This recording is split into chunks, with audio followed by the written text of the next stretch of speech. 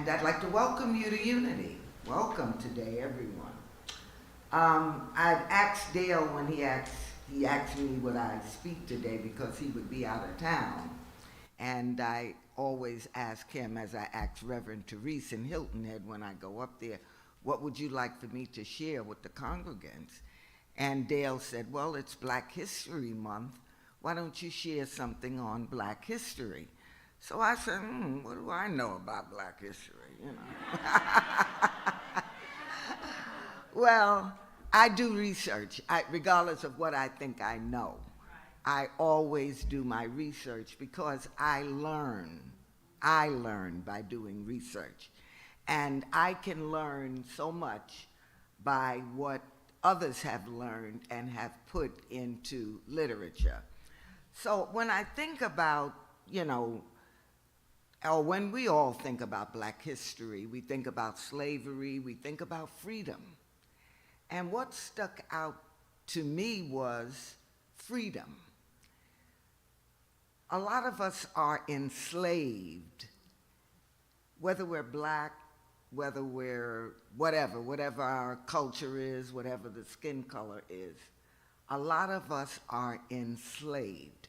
I was enslaved for almost 20 years to substances, okay? So I know what it is to be enslaved. What is slavery? Slavery is when you're not, or you think you don't, have the ability to think for yourself. You're enslaved when you think you are limited to go and come as you want. You're enslaved when you allow all the limitations that someone else might have placed on you to become yours. That's when you're enslaved. And a lot of people in 2025 are still enslaved. And so as I think of, slavery, and I'm thinking about freedom, I say to myself, what are my limitations? What have kept me enslaved, or what is enslaving me today? What limitations, what things am I holding on to that I'm not willing to let go of, and I blame on something or someone else? And so I think about the four people that Reverend Dale highlighted last week. And I know personally 3 of them.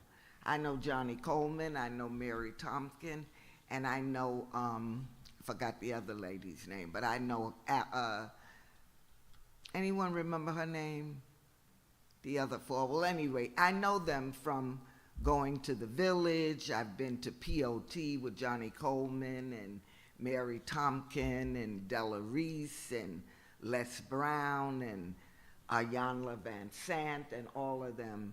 And I wonder, Sally, yeah. And, I thought about it. I said, what do they all have in common? What do I have in common with them? Well, we're all African Americans, okay? When we think of Black History Month, we think of African Americans who were enslaved at some point. Well, here were 4 people who were obviously African American, but soared, did not allow what some people will say, I can't do this and I can't do that because of the color of my skin. I worked for 10 years at Coastal State Prison. I work today in Chatham County Jail. Now, when I do assessments, I'll tell you the ratio. And in my research, I did a ratio. The ratio of inmates in Coastal State Prison, it was 70% white, 30% African Americans. Now, if you look at or stereotype what we hear, the jails and prisons are filled with African Americans. That is not so. okay? 70% white and 30% black in coastal state prison.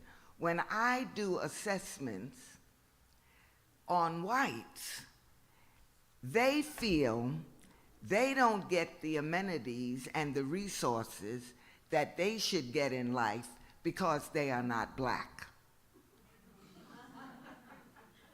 When I do the assessments on blacks, they feel I don't get the amenities and resources in life because I'm not white. When I talk to elderly people feel, well, young people get it all. I can't get a job because I'm this age and I'm that age. When I talk to young people, they feel, well, they give everything to the elderly. The elderly can get this, the elderly can get that. Americans feel foreigners get more resources and get all the resources and things that they don't get. When you talk to the foreigners, they think all Americans are wealthy and greedy. So it goes on and on and on with people choosing different limitations to keep from doing what is theirs to do. Yes. What is yours to do? And when I look at my life, I'll be 84 in April 30th. And I look at my life, and I look at some other 84-year-olds, or maybe some 24-year-olds, you know, and I hear people talk about what they cannot do because of this and because of that. And I say, I do what is mine to do in spite of. In spite of. There is no limitations in life. You can soar, you can be whatever it is you choose to be. What do you choose to be? And if you are not satisfied with your life, change it. I was told that in Unity by Eric Butterworth years ago when I was crying, living in Harlem, on welfare, getting $122.60 every 2 weeks, playing numbers with $97 of them trying to make up, okay? And wondering why I don't have. And all I was telling Eric, now I wasn't telling Eric all of it, I was just telling Eric what I didn't have, right? And Eric said, if you don't like your life, change it. And I said, change it? How am I going to change my life? Well, over 50 years being in Unity, I found out how to change it. I'm now going to show a video of people who thought the same thing and found a way to change it. Video, please.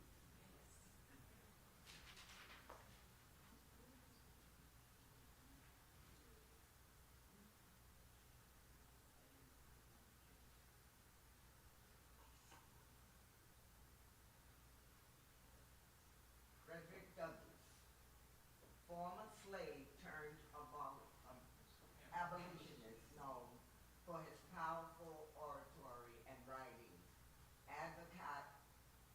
Okay. Fannie Lou Hamer.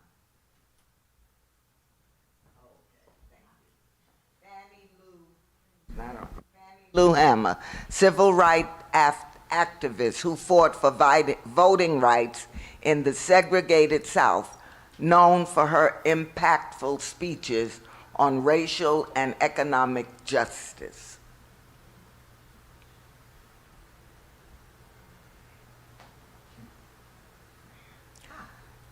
Everybody know who this is, Martin Luther King, prominent leader in the American civil rights movement, best known for advancing civil rights through nonviolent civil disobedience, including the famous, quote, "I have a dream," unquote, speech.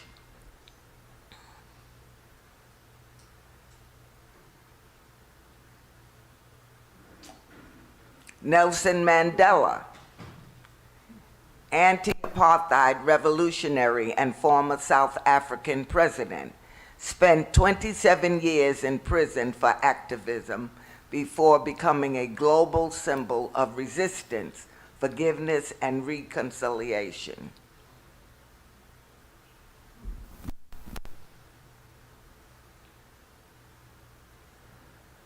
Rosa Parks, mother of the civil rights movement, refused to give up her bus seat, sparking the Montgomery bus boycott and contributing to the end of racial segregation on public buses.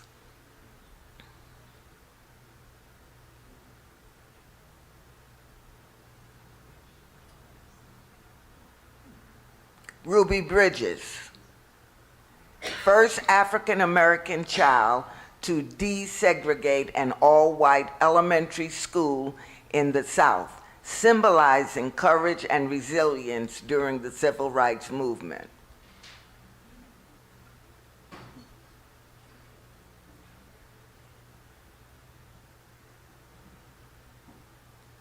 The Little Rock Nine.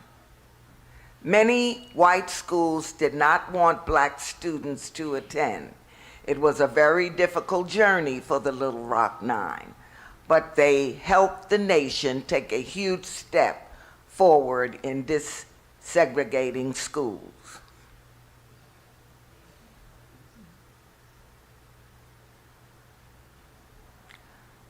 Malcolm X, charismatic and controversial civil rights leader, advocate for black empowerment and self-defense, key figure in the Nation of Islam.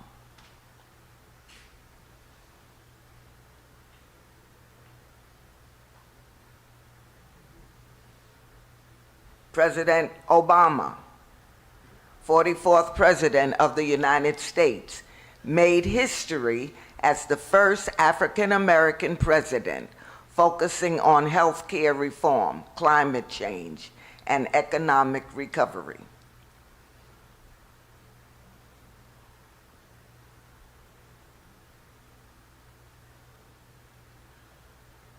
Harriet Tubman, courageous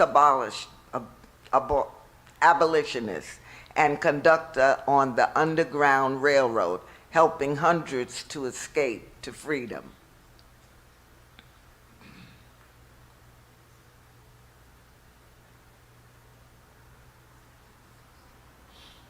Sojourner Truth, former slave turner, abolitionist, and women's rights advocate, known for her powerful, quote, "Ain't I a woman," quote, speech.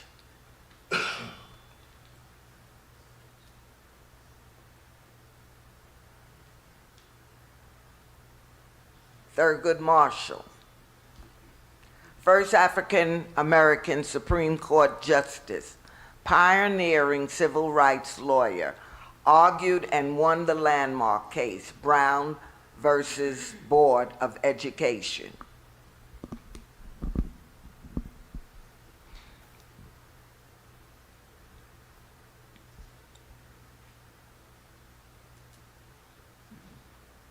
Maya Angelou, celebrated poet, memoirist, and civil rights activist, explored themes of identity, race, and resilience.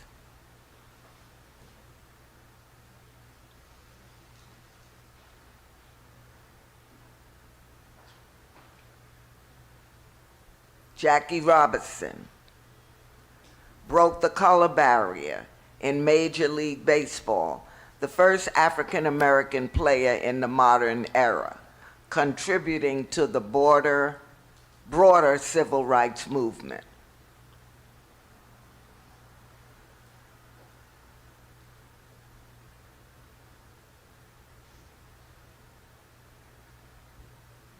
Shirley Chisholm, trailblazing politician, first African-American woman elected to the United States Congress, made a historic bid for the presidency in 1972.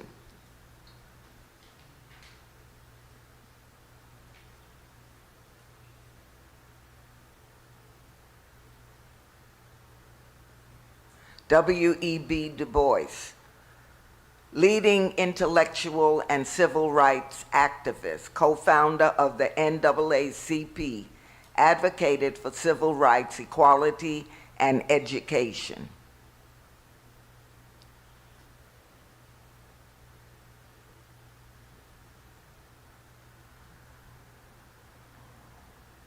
Booker T. Washington, influential educator and advisor to presidents, founded the Tuskegee Institute, promoted vocational training for African Americans.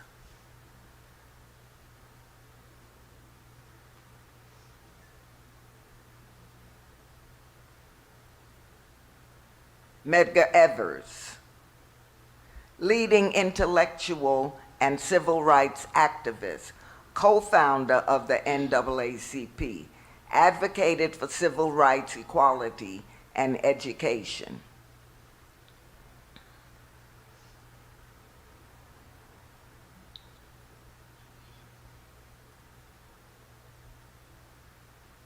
Angela Davis, political activist, scholar, and author known for her involvement in the civil rights and Black liberation movements, as well as her advocacy for prison abolition.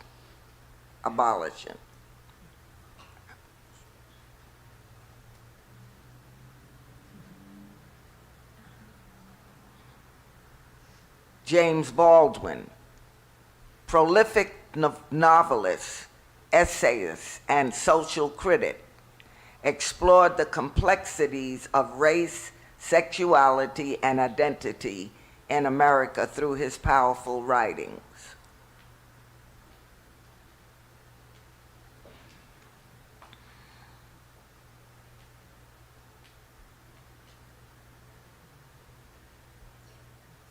Mae Jemison, physician, engineer, and astronaut, first African-American woman to travel in space aboard the Space Shuttle Endeavour.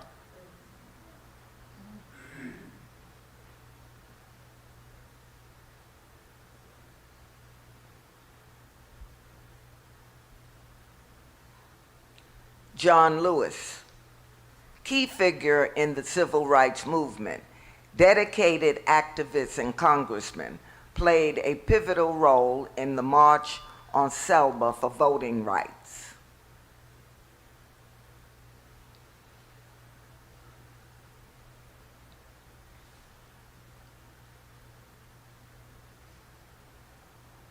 Toni Morrison, Nobel Prize winning author, wrote impactful novels exploring the African American experience and identity.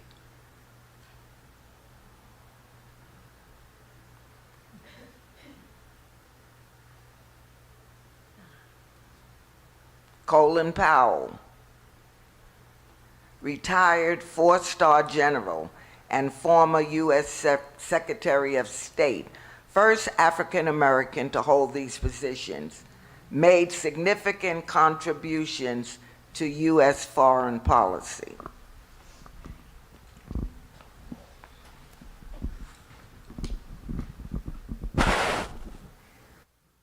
Now, I found this video and I show it to you, not because so much of their accomplishments, but the fact that these are all African Americans. They were born African Americans. So they could have grown up to be anything or anybody. They did not have to do the things that they did. Why did they do them? They did them because the spark of God within each and every one of us, regardless of the color of your skin. If you're in touch with that spark that's within you, you will do great things. Each and every one of you sitting in this church today has great things to offer the world. Everybody has something great to offer the world. When people say, I can't, I start figuring out a way out how I can get away from them. Okay? If I'm standing up talking to you and you start telling me, the minute I hear, I can't, then I'll take a look at my watch. I say, now, what lie can I tell now to get away from them? Because there is nothing you cannot do if you want to do it. And when people utilize the color of their skin, the texture of their hair, their figure, whatever disability, I don't care what it is. If you are breathing, God is in you. God is in you if you are breathing. And so that God, when you breathe in the very Spirit of God. And when you breathe out, you're breathing out the very Spirit of God that's within you. So you are getting that energy from God in and out as you breathe. What do you want to do with that energy? What is it that is yours to do? Now, sometimes it's going to take some meditation. It's going to take some prayer. The reason I came into Unity in 1968 or 1969, I came in, I was in a 12-step program, and a woman named Alice, I didn't know anything about schizophrenia at that time. I just knew if you talk to yourself and ain't nobody around, you crazy. That's what I thought, you know. And Alice used to just talk to herself all the time. And Alice came up to me one day and said, you need to go down to Lincoln Center and hear Eric Butterworth. She said it just like that. And she walked away. She walked away. And I said to myself, now should I listen to this crazy woman? Or should I go down to Lincoln Center? I lived in Harlem, then lived in New York. And I took the train, the number 2 train, and went down 59th Street, Lincoln Center. Didn't go down there. I didn't have much to go downtown for in those days. You know, I stayed in Harlem.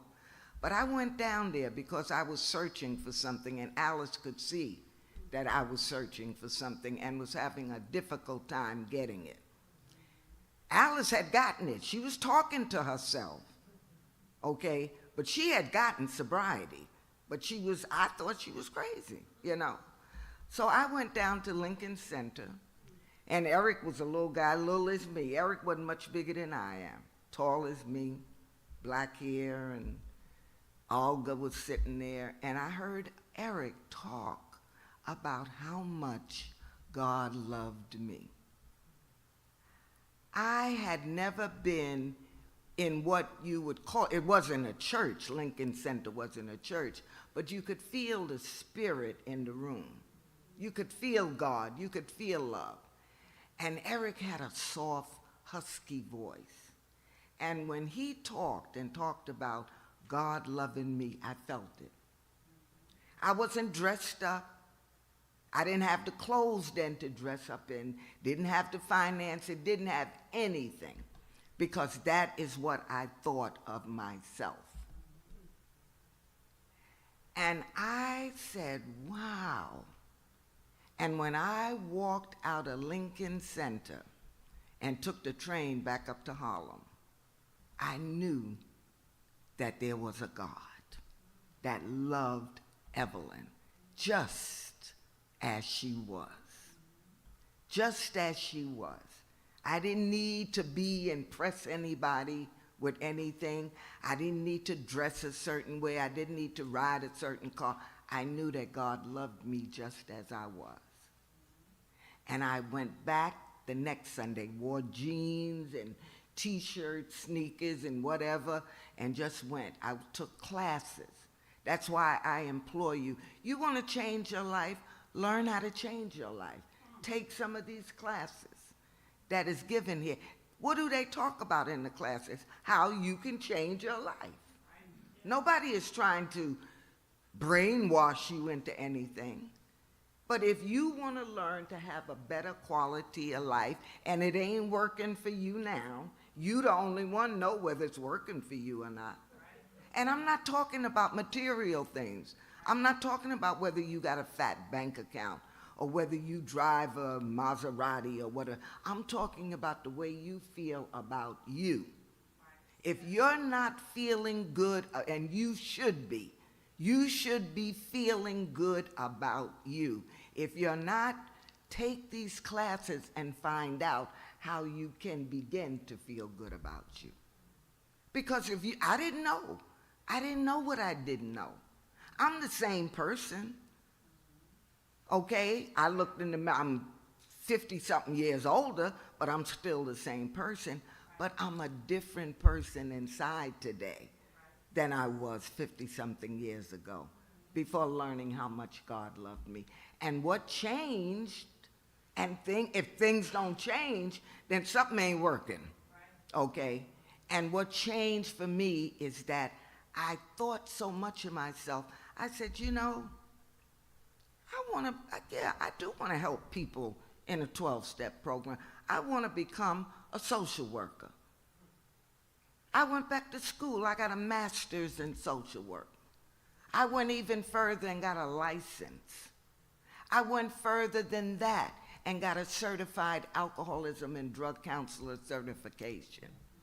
I have worked for over 45 years with no other population than alcoholics and addicts. Why? Because that is what God implanted in me 50-something years ago when I walked into Lincoln Center. What was mine to do? That was mine to do. What is yours to do? I don't know what yours is to do, but I knew what mine was to do, and I've been following my footsteps in doing it ever since. I've never wanted to work with any other population. I mean, I don't mind, you know, I'm friendly with the elderly, the disabled, children, and whatever, but I love my job. I love working with alcoholics and addicts. I love going into the prison. I love going into the jail. Now, I will talk to people and they will say, oh, aren't you afraid? Aren't you da-da-da? I said, not me. Not me. Because God has blessed me with the ability to talk to them, to help them to change their lives. As God has put Alice's. See, God didn't care nothing about Alice being a schizophrenic. God didn't know nothing about Alice talking to herself. I'm the one that was so concerned about Alice talking to herself. Didn't nobody know what Alice was talking about. God didn't care nothing about whether Alice was talking to herself. I'm reluctant, and I didn't bother with Alice. You know, we have to be careful, very careful. I have to be very careful about how when people are not doing what I think they should do, how I label them, and even if I don't say anything to them, I shy away from them, okay? If it was not for Alice, I wouldn't be standing here today. I wouldn't be standing here. So, you know, I am a grateful, grateful member of Unity. I'm so honored to be able to stand before you and any Unity church and talk about what the goodness of God has done for me and continues to keep doing for me at 84. At 84. I'm able to go to work. I'm able to move around. I feel good. And that's the important thing. Go to bed feeling good. Wake up feeling good. Got good people in my life. The people in my life I love. I cherish them. They are my friends. I cherish them. I don't care what color skin they are. I don't care where they come from or how much money they got in the bank or who they are or whatever. God put that energy between me and them. See, the color barrier doesn't matter because Eric once said that Abraham Lincoln said that the reason God made us all different is because he wanted us to love each other. Can you imagine if we all looked the same? If we all think about it, if we all looked the same, all had the same texture here, all had the same features, all did, what a boring life that would be, you know? I'm grateful when I travel a lot. I'm getting ready to go to Spain and Portugal next month, okay? I intend to meet some Spaniards and some Portugal people. I went to Israel and Palestine last year, and I had conversations with Jewish rabbis and people. I am living the life that God wanted me to live. God has the same plan for you. The same plan. You don't know it yet. Know it. Know it. Get to know it. And then live the life that God has for you, regardless of what you think are your limitations. Because the reality is you have none. See, the reason you got to think about when somebody say, well, you want to do something? Well, you got to think about it because you don't have limitations. The answer is yes. Because God is not going to put anybody in front of you that's going to tell you to do anything wrong. If they do, you'll know it right away. You'll know it right away. So as we think about our limitations, let us go into prayer. And let us give up.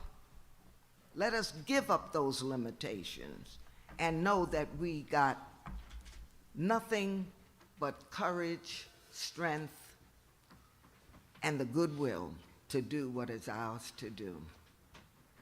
So, Heavenly Mother, Father God, we thank you, we bless you, and we so appreciate you for giving us good ideas, giving us right thinking. And as we go to sleep, you keep the blood flowing through our veins. You wake us up, put our feet on holy ground, and lead us to a unity center where we can hear the good news about ourselves and know